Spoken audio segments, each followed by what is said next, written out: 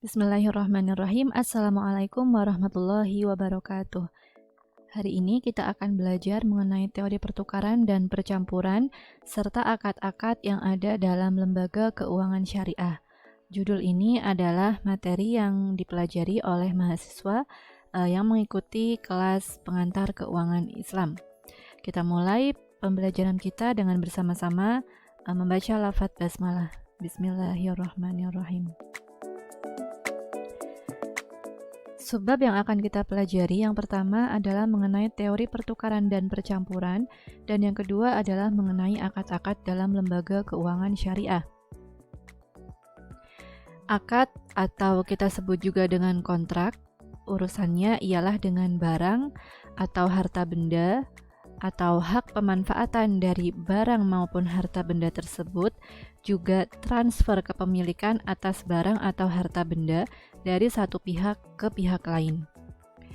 Dalam perbankan syariah atau dalam lembaga keuangan syariah umumnya, akad merupakan dimensi yang penting yang dapat menentukan apakah bank tersebut murni menerapkan prinsip syariah atau tidak.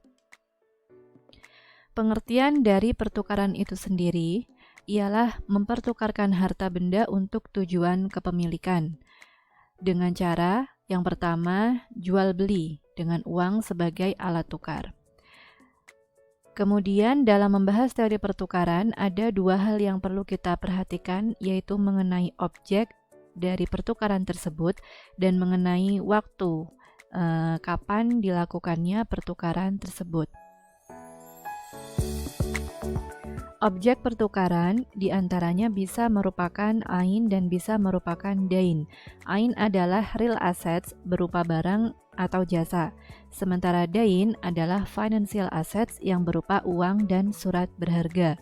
Sementara waktu pertukaran dari barang atau harta benda tersebut atau jasa tersebut bisa dilakukan secara nakdan atau ghairu nakdan. Nakdan artinya adalah waktu penyerahan dari barang tersebut atau jasa tersebut saat itu juga, yakni pertukarannya itu saat itu juga. Sementara ghairu nakdan berarti waktu penyerahannya ditangguhkan. Jadi pembayarannya didahulukan sementara penyerahan barang atau jasanya ditangguhkan. Uang dulu baru barang. Ini kalau ghairu nakdan. Kemudian, tiga jenis pertukaran dilihat dari segi objek pertukaran. Yang pertama, pertukaran real assets dengan real assets. Jadi, bisa kita simpulkan juga dengan barter ya, pertukaran barang dengan barang atau barang dengan jasa. Ya, pertukaran real assets dengan real assets. Kemudian yang kedua, pertukaran real assets dengan financial assets. Barang dengan uang, jasa dengan uang, atau barang dengan utang, jasa dengan utang. Kemudian yang ketiga, pertukaran financial assets dengan financial assets. Misalkan uang dengan surat berharga atau dain ini tadi ya. Misalkan ada saham, reksadana, sukuk. Nah, itu kan pertukaran financial assets dengan financial assets. Atau bisa juga pertukaran satu mata uang dengan mata uang serupa cuma beda pecahan, atau mata uang yang berbeda ya. Mata uang satu negara dengan valuta asing. Kemudian selesai kita membahas mengenai teori pertukaran di mana konsekuensinya adalah terjadinya perpindahan hak milik. Yang kedua, kita akan membahas mengenai teori percampuran. Percampuran atau persekutuan merupakan bentuk kerjasama dalam rangka menjalankan usaha untuk mendapatkan keuntungan. Dalam fikih muamalah dikenal dengan nama syirkah. Kemudian dua hal yang perlu kita perhatikan juga di teori percampuran adalah objek dan waktu dari kerjasama atau percampuran itu terjadi, gitu ya. Prinsip dari persekutuan atau prinsip dari syirkah itu sendiri adalah masing-masing pihak yang berserikat atau bersekutu berwenang melakukan tindakan hukum atas nama persekutuan dengan izin pihak lain. Kemudian keuntungan dan kerugian yang dialami akan ditanggung oleh seluruh pihak yang berserikat. Yang kedua, sistem pembagian keuntungan harus ditetapkan secara jelas baik dari segi nisbah atau persentase maupun periode pembagiannya. Sebelum pembagian, seluruh keuntungan merupakan milik bersama ya, milik seluruh pihak yang berserikat. Kemudian untuk percampuran itu sendiri sama halnya seperti pertukaran, jadi objek percampuran bisa merupakan real assets, bisa merupakan financial assets. Dan waktu percampurannya juga sama seperti pertukaran ya, bisa nakdan atau ghairu nakdan. Kemudian kita akan membahas mengenai akad-akad dalam lembaga keuangan syariah. Hubungan ikatan dagang dengan keuangan dalam Islam diatur dengan hukum fikih muamalah. Fikih muamalah sendiri membedakan antara istilah wa'ad dengan akad. Wa'ad adalah janji antara satu pihak dengan pihak lain. Wa'ad ini hanya mengikat pihak yang memberi janji, tapi tidak mengikat pihak yang diberi janji. Itu wa'ad. Sementara untuk akad, sebelum itu, jadi dalam wa'ad tadi kan yang mendapat konsekuensi adalah pihak yang memberi janji. Nah, dalam wa'ad, bila pihak yang berjanji tidak dapat memenuhi janjinya, maka sanksi yang diterimanya merupakan sanksi moral. Sanksi moral di sini berarti bisa diartikan bahwa dia akan tidak lagi mendapat kepercayaan dari orang lain karena dia menyalahi janjinya, misal seperti itu. Kemudian yang kedua adalah akad. Akad merupakan ikatan kontrak dua pihak yang telah bersepakat. Di dalam akad, masing-masing pihak terikat untuk melaksanakan kewajiban mereka masing-masing yang telah disepakati terlebih dahulu. Nah, dua pihak ini maksudnya adalah bisa dua pihak atau lebih sebetulnya ya, tetapi konsekuensinya itu berbeda dari wa'ad, di mana kalau wa'ad itu yang mendapatkan konsekuensi adalah yang memberikan janji, maka kalau di akad ini seluruh pihak yang terlibat dalam akad itu mendapatkan konsekuensi. Ada hak dan kewajiban mereka masing-masing yang disepakati terlebih dahulu dalam akad tersebut. Akad ini telah disepakati secara rinci term and condition-nya ya. Jadi syarat-syaratnya itu sudah disepakati terlebih dahulu, termasuk kemungkinan-kemungkinan, resiko-resiko yang bisa dihadapi ya. Kemudian jika salah satu atau kedua pihak tidak bisa menepati kewajibannya, maka ia mendapat sanksi yang disepakati dalam akad juga. Kemudian jenis akad berdasarkan ada atau tidaknya kompensasi, ada dua macam akad. Yang pertama adalah akad tabarruk, yang kedua adalah akad tijarah. Akad tabarruk merupakan segala perjanjian yang menyangkut transaksi nirlaba atau transaksi yang tidak mengambil untung, bukan transaksi komersil atau bisnis. Coba teman-teman silakan, apa kira-kira akad yang kita lakukan yang mana itu merupakan transaksi nirlaba atau transaksi yang tidak mengambil untung? Ya, contohnya adalah kita meminjam uang dari orang lain ya, kita meminjam uang dari teman atau teman meminjam uang dari kita, itu adalah akad tabarruk ya, selama uang tersebut tidak diperuntukkan untuk transaksi komersil atau akadnya itu utang gitu. Beda lagi kalau misal teman meminjam uang kepada kalian tapi dengan akad misal mudharabah. Nah, maka itu bukan lagi akad tabarruk. Ya, tetapi nanti konsekuensinya juga berbeda. Kalau ada teman yang meminjam kepada kalian, meminjam uang gitu ya. Buat apa? Buat modal usaha gitu. Tapi kemudian akadnya ya utang piutang, maka konsekuensinya adalah si peminjam atau teman yang meminjam uang kepada kalian tadi itu harus mengembalikan sesuai dengan tenggat waktu yang disepakati dan dalam jumlah yang sama ya, nominal yang sama. Beda halnya kalau ada yang meminjam uang ke teman-teman, kemudian oleh kalian itu dibuat akadnya itu merupakan akad mudharabah gitu, di mana teman-teman seakan-akan sedang menginvestasikan uang teman-teman ke temannya kalian gitu. Tapi konsekuensi lain lagi kalau teman-teman ini sebagai sohibul mal atau sebagai investornya dengan akad mudharabah adalah apabila terjadi kerugian di usaha teman kalian itu tadi, kalian yang menanggung kerugiannya gitu. Jadi itu tergantung pilihannya mau pakai akad apa. Meskipun secara kasat mata kalau kita pahami secara singkat, oh ada teman yang minjam ke aku. Tapi ternyata kalau kita telisik lebih dalam, bisa jadi ada akad yang ada opsi akad yang berbeda yang bisa kita ambil. Bisa kita gunakan akad tabaruk, nanti konsekuensinya uang yang kita terima itu pasti tetap gitu ya, nggak mungkin untung, nggak mungkin rugi, karena kita cuma nolong dia aja. Atau akad tijaroh, di mana kita menjadi sohibul mal, tapi kemungkinannya adalah kalau dia untung kita ikut untung, kalau dia rugi kita yang nanggung kerugiannya. Tuh.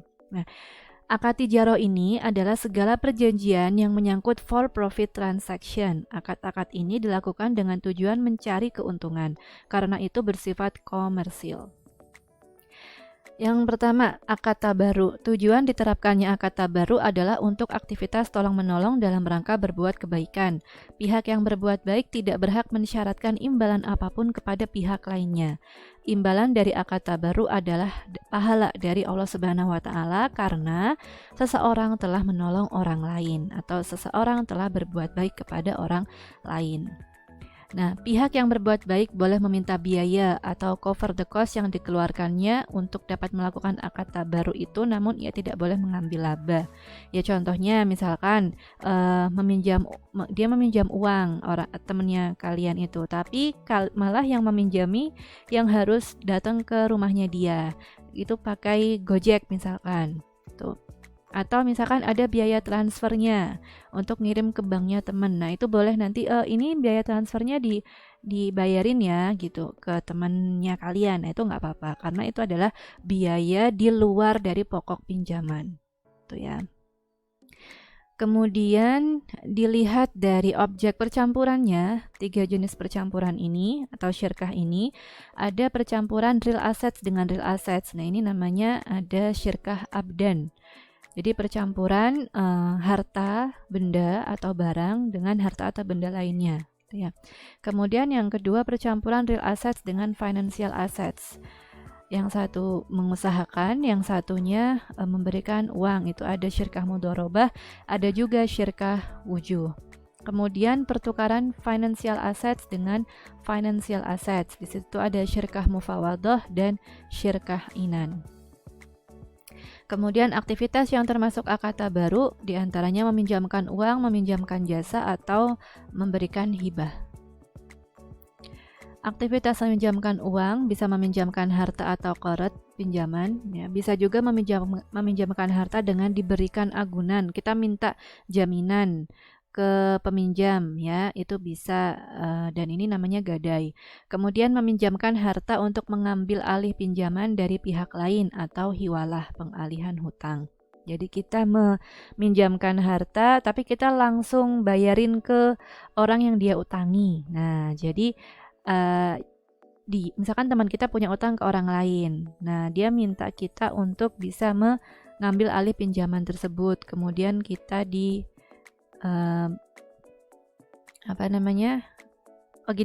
meminjamkan harta untuk mengambil alih pinjaman dari pihak lain. Kita meminjamkan harta ya supaya nanti kalau misalkan kita ada utang, nah nanti orang yang kita pinjami itu nagihnya ke teman kita. Nah, jadi nanti teman kita itu nggak nyaur ke kita. Tapi kalau kita ini ada utang atau karena kita ini ada utang sama orang lain, nanti orang lain ini yang akan nagih ke teman kita. Tuh, bisa paham ya? Jadi hiwalah ini orang yang ngutang itu enggak nyaur langsung, tapi disaur sama temennya yang diutangi sama yang utang gitu. Kemudian aktivitas meminjamkan jasa. Meminjamkan jasa pada saat ini untuk melakukan sesuatu atas nama orang lain disebut wakalah. Ya. Kemudian memberikan jasa untuk pemeliharaan uang atau barang disebut wadiah. Memberikan jasa untuk melakukan sesuatu apabila terjadi sesuatu disebut kafalah. Yang pertama wakalah. Wakalah ini berarti jika kita minta bantuan orang untuk mengurusi keperluan kita saat kita itu nggak bisa. Ya, ini bisa disebut wakalah. Contohnya juga kalau misalkan kita mau investasi, tapi kita tidak bisa, kita belum tahu nih mau investasi di mana. Akhirnya manajer investasi yang menjadi wakil kita dalam kegiatan investasi. Itu contohnya.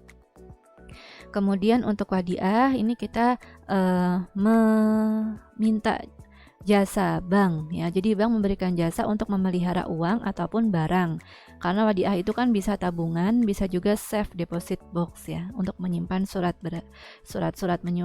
yang berharga, emas ya, dan lain-lain. Kemudian yang ketiga ini kafalah. Ini memberikan jasa. Jadi contohnya ada dalam kartu kredit syariah ya, atau ya jadi ada pihak lain yang menjamin bahwa kita ini sebagai nasabah akan membayar. Nah, dibayarin dulu sama mereka. Tuh, itu namanya akad kafalah. Atau misalkan teman-teman ini saya menjamin kalau teman-teman ini pasti akan membayarkan utang ke siapa gitu. Nah, saya sebagai penjamin itu akan menjadi kafil ya, orang yang menjamin kalian semua. Nah, akad yang kita lakukan ini adalah akad kafalah.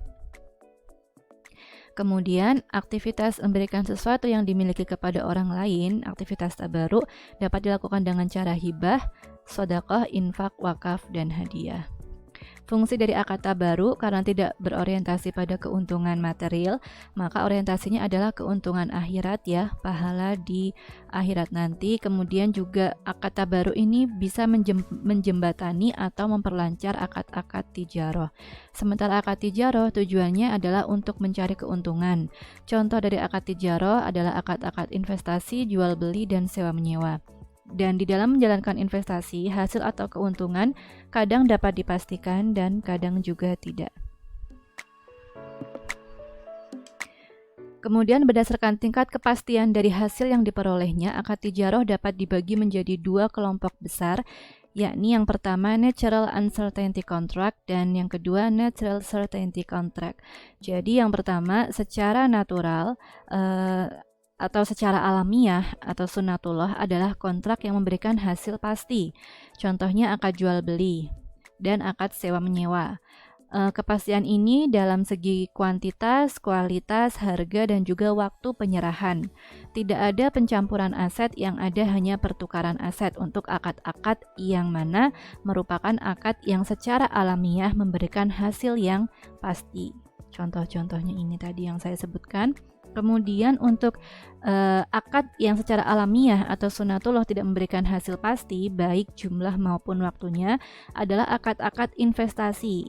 Investasi itu secara sunnatullah hasilnya tidak pasti, akan untung atau akan rugi kita nggak tahu gitu ya. Nah, beberapa akad yang biasanya kita temukan dalam investasi adalah akad musyarakah, akad muzaroah, akad musaqah, dan akad mukhabarah. Untuk muzaroah, musaqah, dan mukhabarah ini lebih kepada akad-akad yang bisa ditemukan di dalam kegiatan pertanian. Kemudian pihak-pihak yang bertransaksi saling mencampurkan aset, baik real assets maupun financial assets, menjadi satu kesatuan. Untuk kemudian jika ada keuntungan akan dibagi sesuai dengan porsinya, dan jika ada kerugian maka mereka akan menanggung resikonya sesuai porsi juga ya. Demikian yang bisa kita pelajari dari teori pertukaran, teori percampuran, dan akad-akad yang ada dalam lembaga keuangan syariah. Mudah-mudahan bisa dipahami oleh teman-teman sekalian. Jika ada yang masih belum jelas dan karena ini penjelasan singkat ya teman-teman, saya yakin pasti teman-teman memiliki banyak pertanyaan terkait pembahasan kita ini secara lebih detail. Begitu, pertanyaannya bisa disampaikan di kolom komentar di bawah ini, atau bisa juga disampaikan di Google Classroom atau di WhatsApp group. Kita akhiri pembahasan kita dengan bersama-sama mengucapkan lafaz hamdalah. Alhamdulillahirabbil alamin, wabillahi taufiq wal hidayah. Wassalamualaikum warahmatullahi wabarakatuh.